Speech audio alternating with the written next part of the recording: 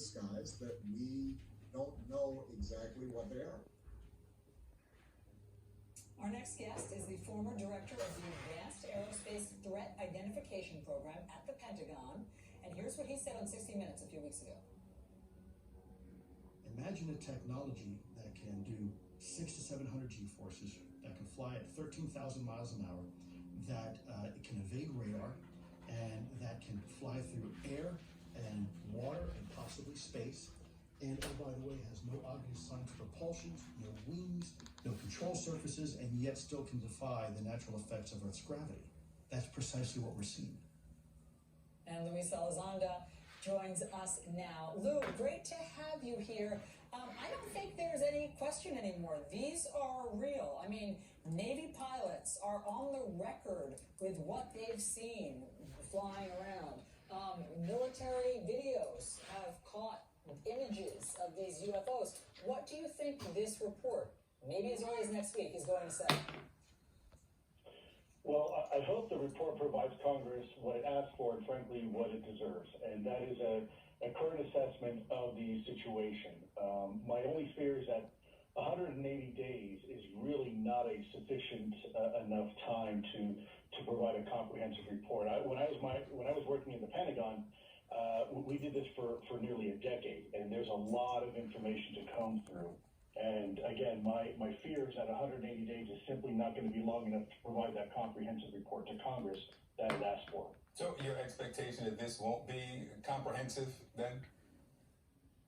Well, I think it's going to be a start. My hope is that this is going to serve as an interim report, and frankly, I hope that there's a more long-term enduring capability that's established within the government, perhaps a whole of government approach to look at this issue. This issue is not a recent issue. It's been going on for many years, if not decades, and it's finally coming to the point where the U.S. government really it's reached this critical mass where we just can't simply deny it anymore.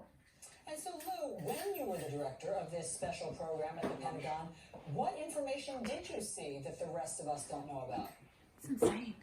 Sure. Well, I think what's important here, we're talking about eyewitness testimony from trained observers. These are individuals who have spent millions of dollars training for them to recognize the silhouette of a F-16 versus an Su-22 versus a MiG-25, in some cases from 25 miles away. And what they're reporting to us are really extraordinary vehicles doing extraordinary things. And furthermore, it's backed up by electro-optical data such as camera footage, and further backed up by radar. So in essence, you have three distinct pieces, or if you will, collection sources that are all providing the same information at the same time, at the same place, under the same circumstances, and all really validating what the pilots are seeing. And so it's very compelling, and at this point, we know it's real. You know, you make an interesting point. At this point, that you know it's real.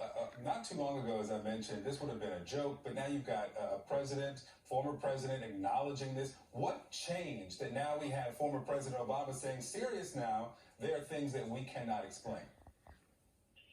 Yeah, well, and it's not just former President Obama. We have former Director of National Intelligence Ratcliffe. We have former Director of CIA John Brennan, former Director of CIA Woolsey. All of them have come forward, along with some of our elected officials in Congress who stepped forward. All have received classified briefings on the topic, and what they're being provided is extremely compelling. I think, again, we are well beyond reasonable doubt at this point. So the real question is, what exactly are we dealing with? Are we dealing with some sort of foreign adversarial technology, or are we really dealing with something that's a paradigm moment for our species and dealing with something completely different? And what do you think it is? I mean, when you say that something can travel at 13,000, miles per hour, you don't see any form of propulsion, it can go up and down, it defies the laws of technology and gravity as we know it. What do you think it is? Well, to be completely honest, it's too early for us to make any type of conclusion right now. I think we're still in the phase of data collecting and analyzing.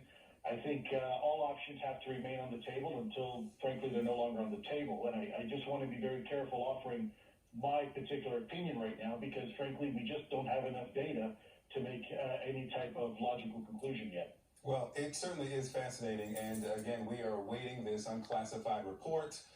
We will all read it when it comes out. Luis Elizondo, thanks so much for your expertise and time, sir. Thank you so much for having me. My pleasure. All right, up next, a full weekend of